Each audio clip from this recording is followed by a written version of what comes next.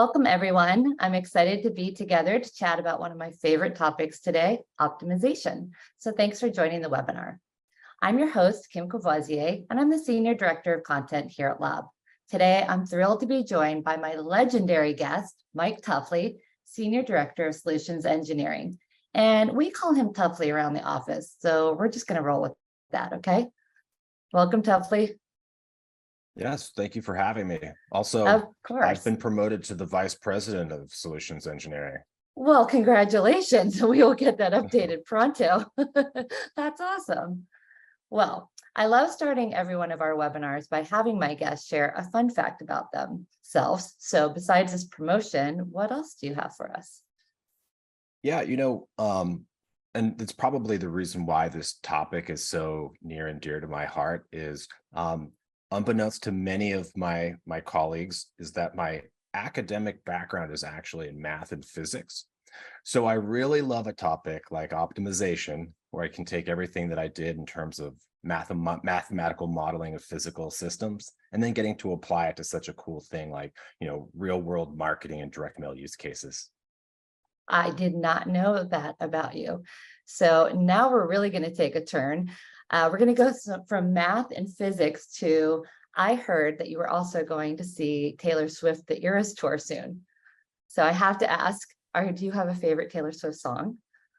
Yeah, we're going to be doing a really cool event at MetLife Stadium at the end of the month with some of our technology partners. I'm really excited about it. Yes, I do have a favorite song. In fact, if you were to text me right now, and this is no lie for the purposes of this webinar, my text ringtone is 22. So, Nice. but currently Anti-Hero is definitely my favorite song. I'm a rocker at heart, and I like how edgy she's gotten with her latest album. Very cool. That's an awesome one. I, of course, also can't pick just one, but I love The Man and My Tears Ricochet. So analyze that for what it's worth. And I'm also going to see her, but in the Bay Area in a couple of months.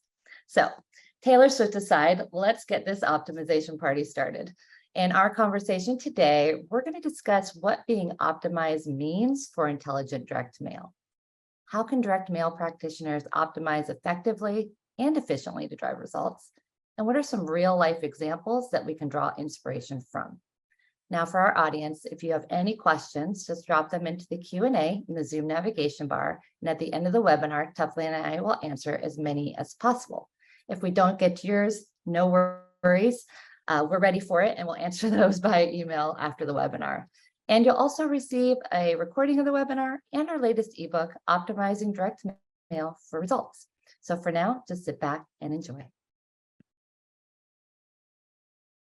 Many businesses find that managing their direct mail campaigns can be disjointed with little or no data available to track performance.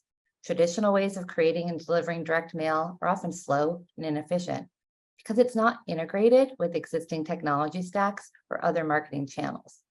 When it comes to intelligent direct mail, it's essential to maximize its potential to reach and acquire new customers and retain the ones you already have.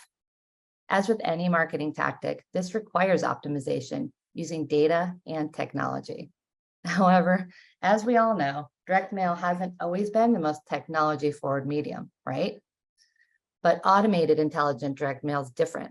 With its many integrations, attribution methods, and optimization tactics, optimizing direct mail has become easier than ever. So Tuffley, let's start our conversation. You work a lot with direct mail practitioners on the front lines. So how would you summarize why optimization is really important? Yes, certainly. And I'm going to start this response a little philosophically, but I promise that I won't delve too deeply into the metaphysics of optimization, right? But I really I kind of want you to.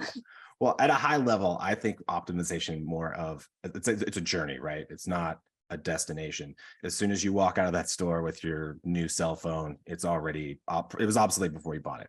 So I always like to think of, optimization as a way by which we are going to, challenge assumptions. Here's a great quote from Albert Einstein that I like that I think illustrates this. He said, "No amount of experimentation can ever prove me right, but a single experiment can prove me wrong." And one of the things that I really like about this is I've actually seen it, and I'll just kind of allude to it now, but later in the webinar, I'll actually expound upon how one of our largest customers really had a challenge, an assumption challenged with their measurable results. Secondly, I think it's really about embracing change and being able to adapt with a continually evolving environment. So another philosophical quote here, no person ever steps in the same river twice, for it's not the same river and they're not the same person. And when I think about, with our digital channels, we have a lot more flexibility to stay agile, stay abreast of all of the new trends and how our consumer habits are evolving.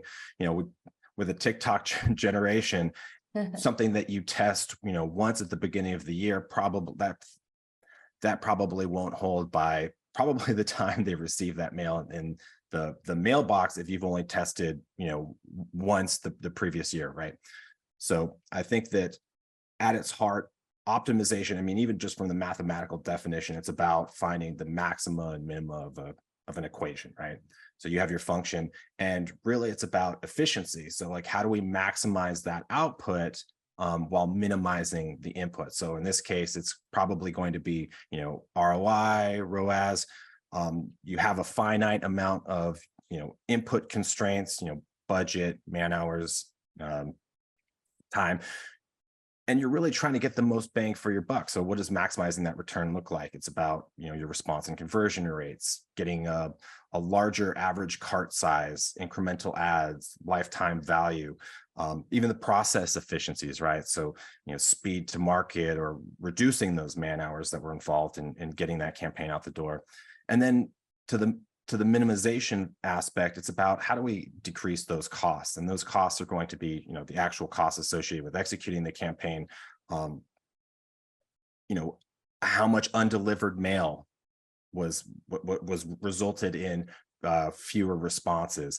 How much mail was forwarded to markets where the offer wasn't even applicable, and then just all of those process inefficiencies and opportunity costs that's slowed down, getting the right offer at the right time in front of your customers. I love it. And I love all the quotes you're sprinkling in. And I'll do one of my own from Ferris Bueller and his wise words. The world moves pretty fast, right? So, and as you're saying, if you're not continually optimizing and testing, you could be left behind. So let's take a look at a few more reasons why optimization is important. According to data from our 2023 State of Direct Mail, less than 10% of marketers use direct mail as a standalone tactic, and 58% of marketers have more marketing budget allocated to direct mail this year than last. So we already know direct mail works. So why would we spend more time and effort optimizing what's already working well? Well, when I thought about this, I took a look at Formula One for inspiration. And for an F1 car to perform well, every inch has to be created with intention and purpose. There's no room for spare parts, dead weight, or unnecessary motion. It's why Formula One teams pour hundreds of millions of dollars into designing, building, and enhancing each and every one of their cars. I mean, you can only hope to be competitive on the track when the entire machine connects perfectly. And that's why teams like Williams Racing exist. If you watch Formula One, right? Williams is one of the world's leading Formula One teams, and they exist purely to race in the top echelon of racing. So toughly, all my motor car, supercar analogies aside, do you agree with this kind of approach? I absolutely love this analogy. I'm big into motorsports, so and I completely agree with how you can equate that car to the mail piece itself or the campaign. It really does apply, like all of the constraints that you referred to, right? So we have a budget, we have only so much money, we only have so many man hours. You have like literally the physical constraints, right? We can't put a rocket on the back of our, they're yeah, they're beholden to some certain regulatory compliance, just as many of our customers are, or just the physical dimensions of a mail piece. And then really about the technology that goes into, how many hours does each little piece of this vehicle spend in like a wind tunnel where it's undergoing rigorous testing. It's not about the speed really. I mean, the speed for F1 hasn't changed, but the Right. speed with which you take a turn really has gotten, to the point where lap times are like 20 seconds, ish lower than they were 20 years ago. So I love that you put all of this effort into to optimizing the vehicle, but I think the analogy actually goes beyond that. It's not just about the car itself, but it's about the venue. So, when you talk about this analogy, it's where the rubber meets the road, and in our sense, it's where the marketer meets their audience and where they're at. So Love that. yeah. So I mean, each venue, and I'll use Laguna Seca since we're all in the Bay Area here, Mhm. right? That venue has all of the things associated with that are more reminiscent to like things like the weather and climate that day at that track, right? That could be something like the demographic attributes. So Laguna Seca has its corkscrew. Maybe something about your target audience, like 20 somethings prefer inclusive lifestyle imagery. It's those things where you really do have to, you don't have one car that's set up for every, they're going to Monaco, they're going to Austin. They're Yeah. changing that vehicle for that venue and for the conditions that that venue will be running in. And that's really how we have to think of it more holistically. Yeah, I love that. Well, and unlike Formula One, right? Most of us don't have hundreds of millions of dollars to spend optimizing our campaigns. So we have to be really smart and really strategic about it. We spend endless hours perfecting our copy, our images, our calls to action, the fun thing known as legal, our offers and timing. And we have to work with a myriad of other teams, just like the Formula One does, right? With their pit crews and everything else to gather feedback and data and analysis to inform that campaign's performance. And when we have a high performing campaign, we don't just get to rest on our laurels and tell our boss we crushed it and like head out to Tulum with a cocktail for the rest of the quarter. No, right? As marketers, we have to beat those results with an even better campaign by tweaking elements of the high performing campaign to increase results. So now let's look at a real life example. And I think you alluded to this in the intro. Recently, one of the world's leading technology and communication service providers transformed legacy direct mail processes to supercharge its customer acquisition and growth efforts. Direct mail is a critical part of their acquisition strategy, and they had been using it consistently to drive results. The challenge was executing their campaigns using these super antiquated processes. They were siloed completely from its digital channels. Plus, a plethora of resources were involved in planning and executing every campaign, including agencies, legal, marketing, sales, and even call centers. All those stakeholders meant tons of handoffs, approvals, revisions, and time. So leadership quickly realized that most of the team's time was spent in the weeds executing with major redundancies. So, long story short, a decision was made to adopt a cloud-based automated direct mail solution, Lob, that would scale and flex as the business did. And after partnering with Lob, the company was able to streamline 30% of its processes and eliminate several redundancies, including the RFQ process, data processing, rendering, proofing, and commingling and mail saturation. Lob's platform seamlessly integrated with their existing marketing tech stack, from the CRM to marketing automation platforms, to enable an omnichannel customer experience that uses real-time customer behavior data to inform and optimize every step. So Tuffley, I know that you worked hand in hand, day in and day out, nights and weekends with the aforementioned telecom giant. So what kind of background color can you lend to this story to give our audience more insight? And what can they take away from this story and apply in their own organizations? Yeah, absolutely. And yes, this engagement definitely consumed a good part of a year of my life, making sure that we were able to get them up and running successfully. And this is the complexity of their direct mail campaigns really involved everything from several campaigns that would run like daily, in concert with semi-weekly, weekly, large planned monthly campaigns. So at any given time, there were typically around 20 separate campaigns, each with different use cases continuously in flight. Whoa. So there's a lot of complexity there. And moreover, trying to manage something like that with that level, that cadence, the level of variation, especially for maybe the less kind of business as usual campaigns, that are set it and forget it, run daily, but maybe more of those planned campaigns where they're experimenting not only with content, but also, just the form factor itself. So, a campaign may go out and it has 3 different variations of postcards, 2 different variations of letters, 4 different variations of self-mailers. That is a lot of moving parts. And when you think about what goes into designing a campaign like that, it's not just the creative, it's not just the legal, it's not just all of the mail operations, procurement, printing, mail, all of that stuff. We are able to abstract all of that away. When you look at their original process workflow, it is insane. There are like 30 nodes that all these arrows are pointing every which way. And what you can't even really glean from the diagram is where some of those bottlenecks were that were, there might be back and forth that could consume days, if not weeks. So we're talking about, this customer in particular, literally going from something that would a campaign, designing a campaign that could take, anywhere from about, 1 to 2 months to get out the door, and compressing that timeline literally down to 1 to 2 weeks. Wow, So that's a real big game changer. Absolutely. And, like you said, look at all those people that are involved in that process. Anytime there's a slight change, now that has to go back to legal for review.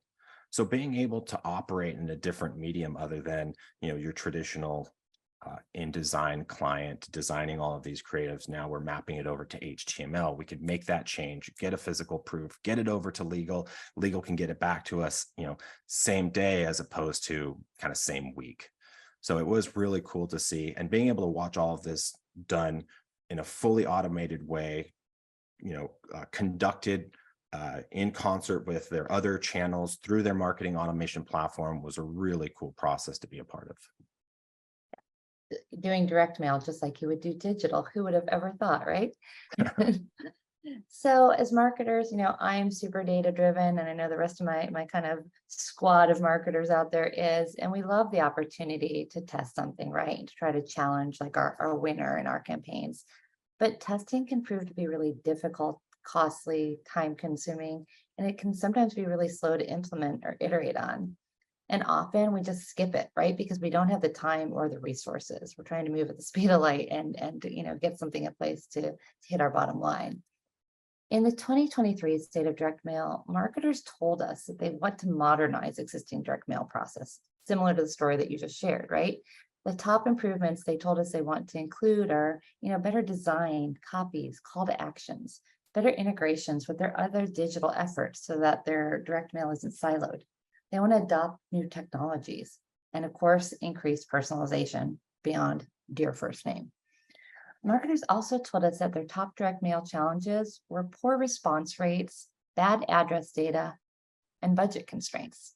So, tough, seeing the challenges that are top of mind for marketers and the improvements they cited they wanted to make, what advice would you give them when thinking about testing their campaigns?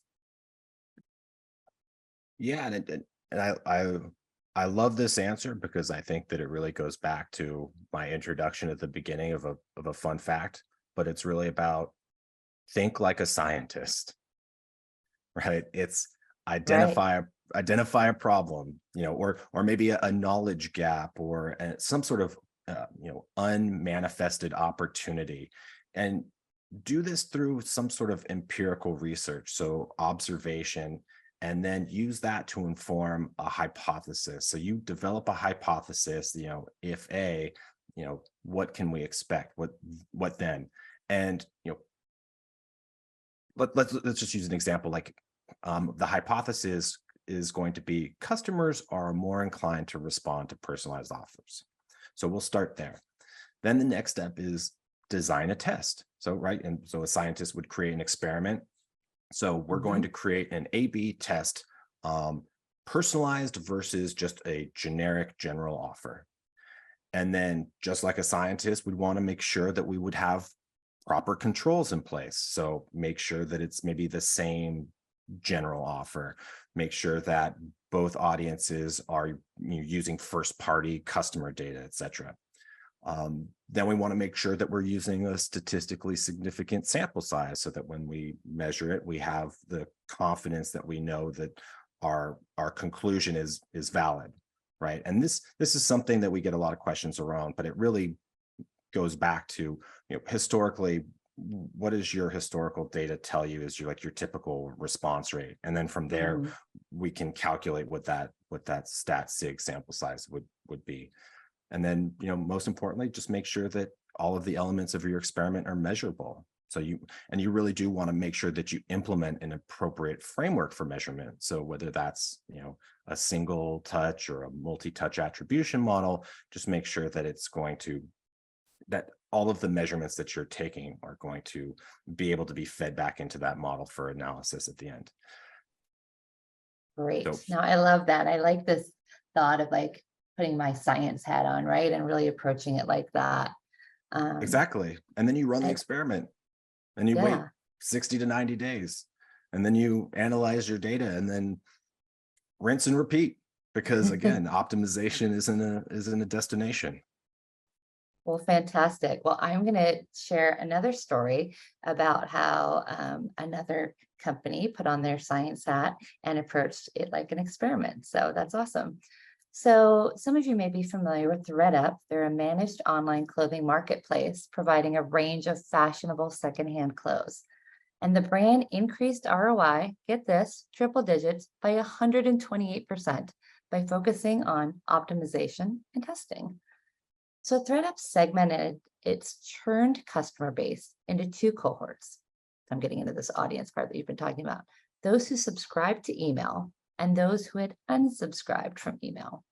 And the team wanted to test to see if an additional touch point of direct mail would influence the email subscribers' propensity to purchase, and for the unsubscribed cohort, if it would serve as a way to reach that audience that they could no longer email because they had unsubscribed.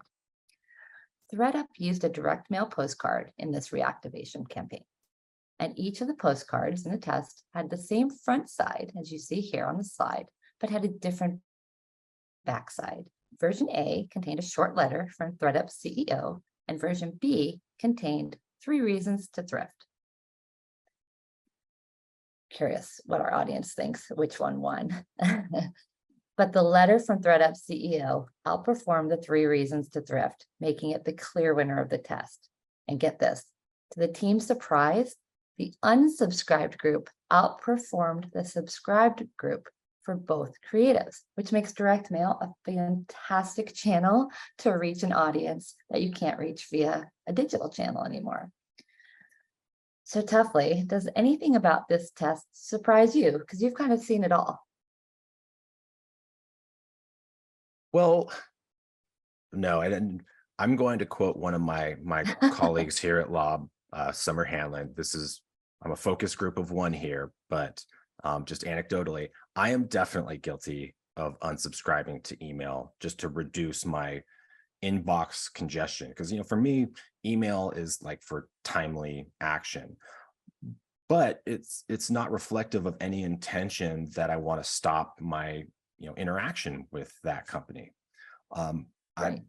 I have an example actually, and I'm not going to name this company because they happen to be one of our customers and I happen to be one of their consumers, but I definitely unsubscribed from their email list because I didn't, to me, that was just congesting. Or even worse, with all of the email filters and automation, the circumvention processes that, Apple, Google, and some of the others have implemented for privacy concerns, most of these offer emails get relegated to like that other tab, right? So you don't even see them when you first open up your mailbox. For sure. And so, yeah, and but I can tell you that I did get a postcard from this customer and I did go out and act on it, because I was able to just like put it on my coffee table and let it sit there. There was no immediate rush. There was no compelling, sense of urgency or anything around an expiring offer, but I did convert guilty. So I'm not That's a terribly good surprised guilty. here. Yeah. And we have new data coming out from our State of Direct Mail Consumer Insights, and it says 64% of consumers do exactly what you just described. They take action on that direct mail piece, and actually they do it nearly immediately or the same day they get it. So, but it is a great physical thing, right? It's a physical reminder. And so it does thus stand out from this digital, all the digital noise. So cool. Okay, let's move on and let's get a glimpse of testing and optimization and the process that goes along with it. So we've acknowledged we all want to improve process, right? But as we've heard, we're challenged by these response rates, address data, and budgets. Those stinking budgets, they always get us. But there's never been a better time to test and optimize. And to do that effectively, you have to be set up to support it. So it's good to start by asking yourself, like you said, put on that science hat and ask yourself what's being tested and optimized, and use the RVA as your guide. And that stands for recency, velocity, and accuracy. So Tuffley, what are some things direct mail practitioners need to think about when they consider the process for testing? Yeah, well, the most important aspect for consideration is really the design around the experiment. So we'll take a quick step back, and it depends on where the marketer really is at in their journey. Um, A/B testing is really easy, but multivariate testing is really where it's at. I mean, think of the number Yeah. of A/B tests, all of that associated cost that could have been otherwise achieved with like a single multivariate test. And that's, the time, all of the opportunity costs that you lost, the print and mail costs of having to run multiple, A/B tests and the man hours associated with that. So, the most bang for your buck. And this is, if you were just going to throw this out and just say, hey, what is one test that I can run this year? It has to be a multivariate test, because you can test so many different compositional creative elements, right? And you can ascertain which like overall permutation of those elements, or which combinations of those constituent elements outperform all of the others. And we have a great customer example where they built out this kind of wireframe blueprint where they were mapping in all these different elements, and they create all these different permutations, like hundreds of thousands of them, literally. And they would send them out to these small sample population around the US over the course of 6 months.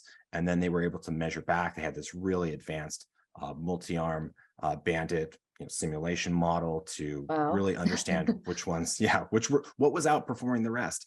And, back to the very first thing I said around challenging assumptions, this was my favorite outcome. Was they had some really, really campy body copy in there to serve as one of their controls. And it was like, vroom, vroom, come by a car. It was so cheesy that the table was laughing. Of course, it outperformed won, right? all of it was one of the highest performers. I love some good campy body copy. Yeah, and I love that it's able to challenge those preconceived notions that we have.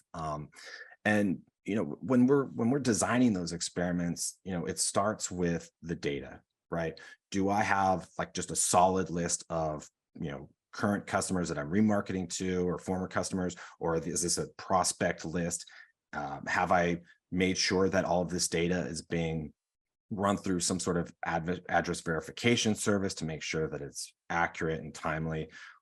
Do I need to merge any of that data, take some existing maybe household data and append it to the audience list to better inform some of that dynamic creative or messaging that I want included? And then, it's really about, how quickly can we execute this stuff? How accurate is my data? Is the audience size sufficient to be statistically significant? Once we have confidence in our data, then we can move to that creative piece. We want to make sure that we have the proper controls, like I don't know that we could consider vroom vroom by a car proper control now. But we want to make sure that at least some things are being held constant throughout the testing so that we know that there are proper controls in place. And are all of these things measurable? So making sure that, if we have links, QR codes, all of these things, redirects, that they're passing the appropriate UTM parameters so that we understand like that response rate for attribution. And then really it's around, the last part is really around just execution and analysis. How automated are these processes? Is this use case going to run every day, every week, just, seasonally? How long does it take to design and ship one of these campaigns? How many people, where can we identify process efficiencies that could be improved? And then making sure that we've selected the appropriate attribution model that works for our business and where we're at in terms of, marketing maturity, right? So we want to know who's Absolutely. going to be performing the analysis when, making sure that we've given time to have the campaign land in market and we can collect, all the data we need for analysis accurately. Yeah, no, absolutely. And this whole optimization process really is this marriage of data and science and creative, right? And it all coming together to be really powerful in informing, your go forward and your strategy. So it's important to lay the groundwork for testing and optimizing your direct mail campaigns, really by discovering where those biggest opportunities and hurdles lie so that you can proactively address them in this quest for success, right? So let's take a look at, I think, our final example here. One of my favorites, Marley Spoon. They keep a key eye on their user-based metrics with RFM, similar to what we talked about before. And this stands for recency, frequency, and monetary. And they use this to get signals that might indicate a customer is likely to churn. User attributes and real-time data are used to ensure that retention is a top priority. However, sometimes customers cancel their subscriptions, right? They need a break, they don't want to make meals, and so forth.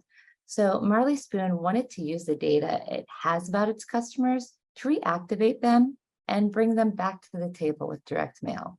Wink, wink. Marley Spoon partnered with the lab to focus on reactivating its churned customer base using direct mail automation. And the CRM team used a test and experiment approach. The team used two kinds of customer data, user attributes and real-time events, to create reactivation campaigns that focused on high-value customers so they could maximize the ROI. This strategy enabled the team to start small, so they minimized risk, and then they applied their learnings to iterate and optimize future campaigns. And what happened surprised them. The direct mail reactivation campaigns drove 20% of their conversions. So Tuffley, do these results bode with what you've seen other customers do? And curious what you would tell Marley Spoon to test next in this scenario. Yeah, absolutely. But I think the differentiating factor where we see customers achieve this level of success, and I think that the manner in which they approach this is consistent with that approach, is data informed, right? That's what set them up for success. Totally. And that's what's going to, it's just intentionality. That's what's going to go into the creative. That's what's making sure that you have the right folks in your audience list. That is why they were successful, because this wasn't something that was just, strung together with a little bit of duct tape and pushed out the door. There was a lot of intention. And, as far as like, what would we do next? I think reactivation is a great use case. Any sort of life cycle marketing use case is absolutely within, Lob's wheelhouse. But I think that preempting churn is even better. So I would extend this Absolutely. extend the same approach to some of the other remarketing use cases, right? Do some upsell and cross-sell. Try to increase that LTV and retention, and then you can try and help preempt churn. Yeah, I think churn is one of those metrics that we all sort of like keeps us up at night, that we all want to be proactive about and not have to address it. We want to prevent it. And we all want a silver bullet, right? When it comes to driving results. We don't have that necessarily, but we do have a magic formula for intelligent mail direct or direct mail ROI. So let's take a look at that. In challenging economic times like we currently are in, some companies will discard parts of their tech stack, but countless others are investing in new technology or updating their existing platforms. And tough times force us to reevaluate everything: what's working, what isn't, what might be missing that we haven't addressed. In our 2023 State of Direct Mail, 74% of marketers agreed that direct mail delivers the best ROI, response, and conversion rates than all other channels, and it's more effective than email. And while data shows that direct mail positively impacts results, many practitioners still aren't automating campaigns, making it harder to measure and attribute their direct mail efforts. Many may still be sending non-personalized campaigns, which can be perceived as junk mail. Marketers agreed that the maximum impact is from intelligent direct mail that's personalized, attributed, and sent at any scale. Manual direct mail processes lack the customer campaign attribution data that we need to test and target and optimize the right message to the right consumer at the right time. And intelligent direct mail enables you to optimize your campaigns continuously, doing all these things we've talked about, right? Using customer and campaign data. So Tuffley, this formula, as we're calling it, seems really simple. So talk to us about other technology and tactics that as direct mail practitioners, we can use to decrease waste, like you talked about earlier, and increase ROI. Yeah, absolutely. We want to drive up that R and we want to minimize that I. And there's a lot of tactics and technologies available to help, decrease this waste. And that's part of it. Even if you hold R constant, as long as you're minimizing I, then you're still augmenting your ROI. So let's talk about some of those ways in which you can send direct mail campaigns smarter and not harder, right? Love it. Yeah, integrating direct mail into your marketing tech stack, basically it helps you to connect, every touch point in the customer journey in a concerted, timely, automated effort, right? So think about your customer coming in. We want to send them, they're a new customer, we send them 3 emails, and then we have a business logic decision split. Okay, if they don't answer or they don't open the email, send them a postcard. When that postcard gets delivered, have a lob webhook come back, let them know, or even better, maybe a scan event. So when they scan that QR code, that lob webhook comes back and lets them know, hey, they've gone to your website, or hey, that postcard's been delivered. Let's move to the next sequence in that automation journey, right? So, every real-time customer behavior, something that's really event driven, it's coming right out of your CRM. It's usually being conducted through your marketing automation platform, or maybe your CDP, where it's also taking a lot of your customer data to inform those audiences, and it's triggering a direct mail piece to send off in the same exact manner that you're accustomed to sending an email or a in-app push notification, something like that. Right. So what are the ways that we can reduce that waste? You don't want to send emails that are being bounced. That's why every time you send that out, a lot of times they'll suppress those emails. Well, we can get ahead of that because unlike email, we have a comprehensive CAS database of all of the addresses in the US. And we know whether or not those individuals currently reside there or have moved and filed a change of address form with the USPS. So real-time NCOA data, this is a great part of our API response that says, hey, recipient moved. If that equals true, then one of the things you'll notice is in the same response, we'll provide you with a redacted address. So one of our customers takes that information and they determine, okay, let's go check the state and zip 5, and let's make sure, is this offer even valid there? Or even worse, are we going to get in trouble by some sort of regulatory agency for having mail forwarded to some place there's compliance around? So it's a great use case, right? So you can say, hey, don't send that. It's forwarded to a market where the offer is not valid. Let's actually resend it, but we're going to change the recipient name to current resident so that we can still have it land in that household. Very So cool. absolutely. And then address verification. We can tell you if an address is still deliverable. We can tell you whether or not it's vacant. We can tell you what type of unit it is. Do we want to send more like consumer type of marketing direct mail to a residential address, obviously, but probably not like an address that's been zoned as commercial, right? So improve the likelihood that it's going to land in the person's hands, right? We want to make sure that all of the lists that we're buying from third-party data vendors, or now awesome Lob with our new audiences.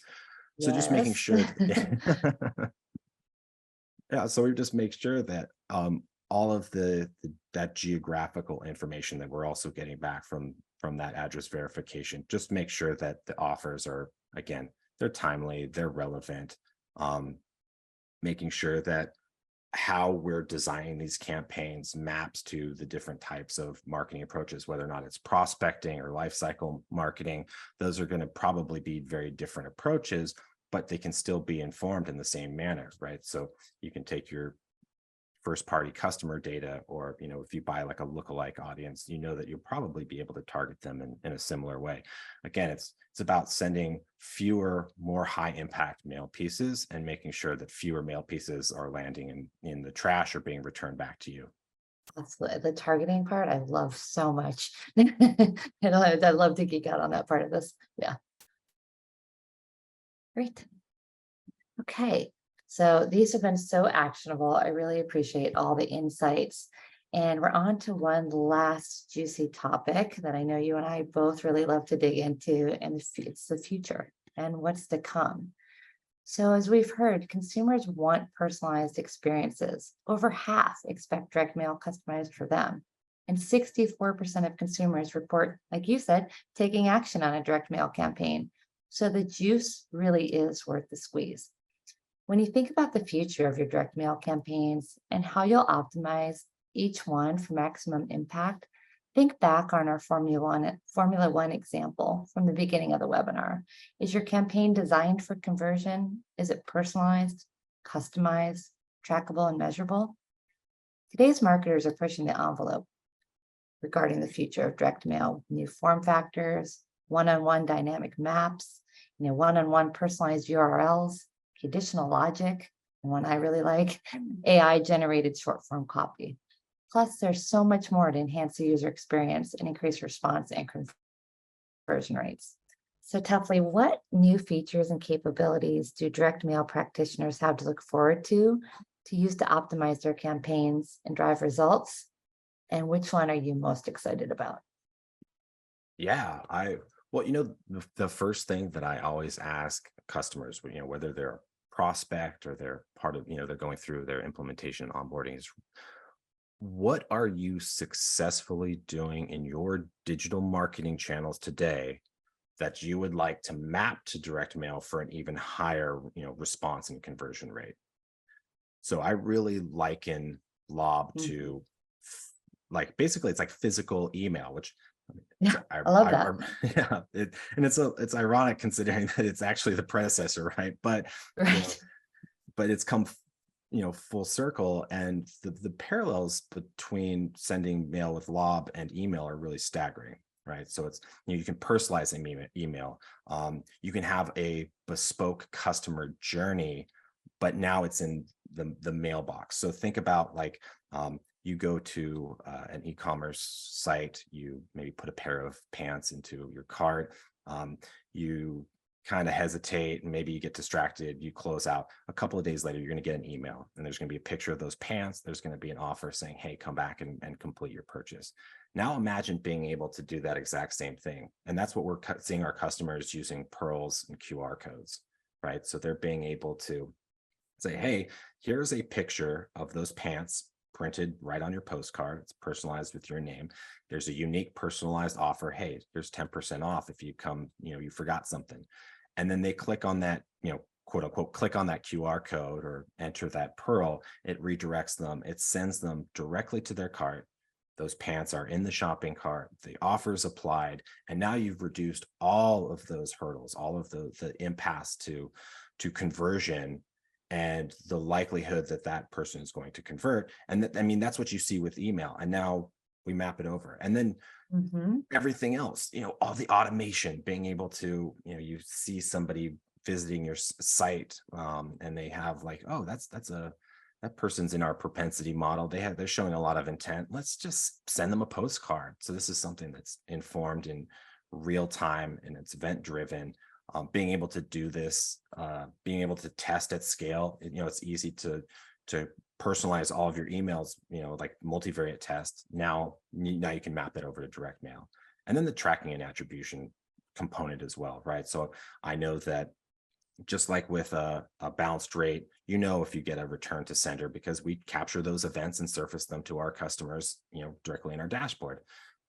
We know through our QR, whether or not you get that click-through data. So now you're being able to measure things exactly like you would in the dashboard. And we've also recreated those very similar dashboards in our platform. So when you log into the UI, you can see, hey, how much of my mail has been delivered, how much of it was returned to sender or forwarded, how many of those offers were actually clicked on. And it's really cool to be able to see how mail engendered email, and now mail is imitating email. And Absolutely. yeah. And I spent a decade in email marketing before I came to Lab. So it's really fun to see, the kind of blurring of the lines, but also, we're not in this contentious situation where we're like, direct mail is better than email or email is better than direct mail. No, we're like, they're besties. Like they complement each other so well. And they're actually good wing people for, each other, in that they make each channel makes it the other one better by working together. Absolutely. And it's what's funny is it's all about meeting your customer where they're at. So maybe some folks have a higher propensity to respond to email. Maybe direct mail is where it's at. That's why we always advocate put as much stuff on that postcard, as many CTAs as you can, because some of your customers, some of your customers are going to want to call. Some of them are going to want to scan a QR code and have a mobile consumer experience. Some of them are going to want to type that Pearl into their browser because they want to have a desktop, customer journey.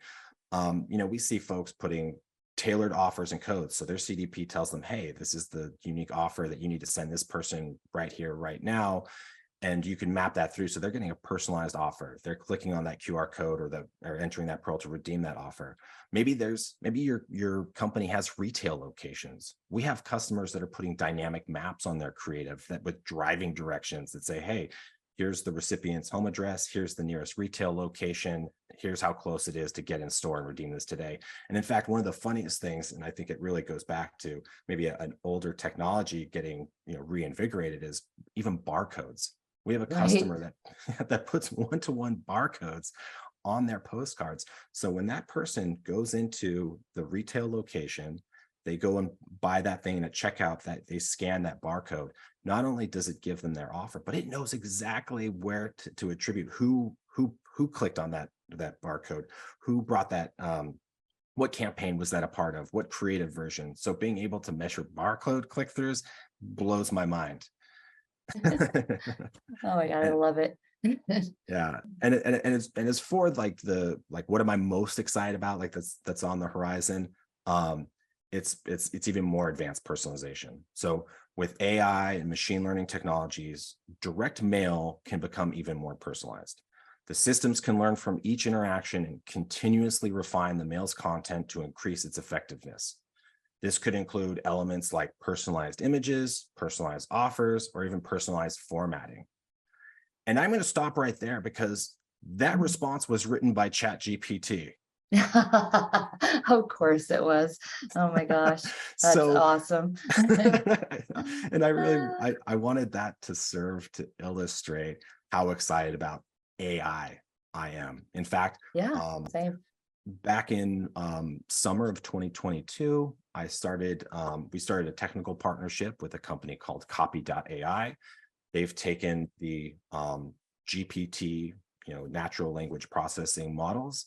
And what they've done is build upon it to create a short form body copy, which, Kim, as you know, is probably the most important element to any direct mail piece, right? So now we can have customers, and they have an API.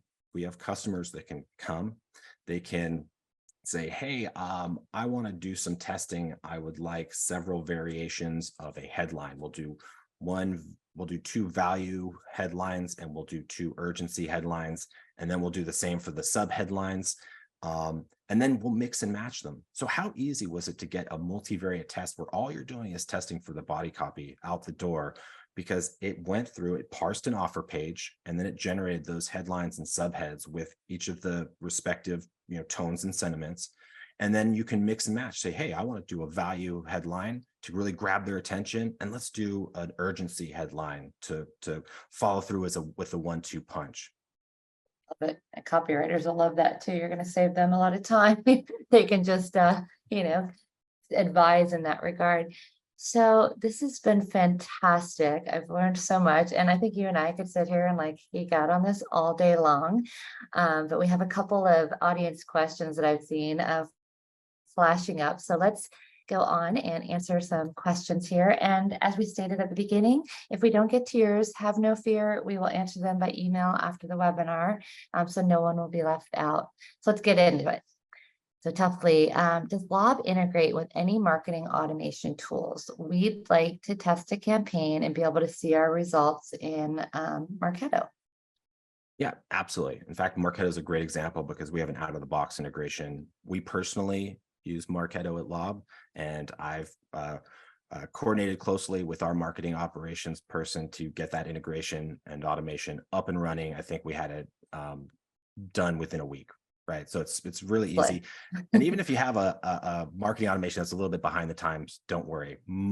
Every system has some notion of being able to export lists, just as, like a CSV spreadsheet type file.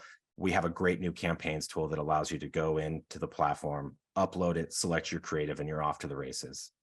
Off to the races. Wow, I see what you did there. Okay. I'll answer the next one. I'll give you a break. You mentioned automation, testing at scale, and reducing waste as ways to optimize direct mail workflows. Can you do that in Lob? I'll answer this, as I said, yes. And we just so happen to be hosting a webinar on June 14th to show you how you can do all of that.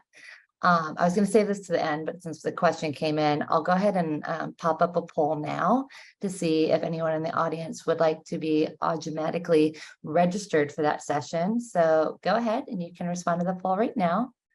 And then I think I have time for one last question. My producer's kind of waving at me. Cool. And if you sign up for this, you'll get a chance to see Lob in action. And there's a very fun and I hear tasty use case. So get hungry. So one last question in our lightning round here, Toughly. We'd like to add personalized elements to our campaigns and run tests, but we don't have great data. Welcome to the club, right? What would you recommend, Toughly? Yeah, no worries. This is something that me and my team have to help our customers contend with on a regular basis. So this is something that, as part of our very robust implementation and onboarding process, we sit down and help you with all aspects of your data, making sure that we can help you to clean it up. We can help you with your creative. Maybe it's currently in a PDF form and we need to get it over to HTML. Don't worry. Lob has an excellent solutions team. I'm a little bit biased in saying so, but we will help you get up and running as quickly as possible. Yeah. Awesome. Cool. Well, my producer is telling us that it's time to wrap it up. If you'd like to see how Lob can help your company optimize its direct mail workflows, go ahead and answer the poll you see on your screen now, and we'll reach out to you following the webinar. Or, as you heard, you can also scan the QR code on the screen or click the link in the chat and book a time right here, right now. I'd like to thank you all for attending and participating, and a massive thank you to you, Toughly, for providing all your awesome insights as always, and have a great time at the Eras Tour. Thank you. And thank you again to everyone for listening. Keep your eyes peeled for your copy of this recording and the Optimizing Your Direct Mail for Maximum Results ebook. So direct mail marketers, I want you to start your engines and get ready to power up your campaign results. Until next time, happy mailing.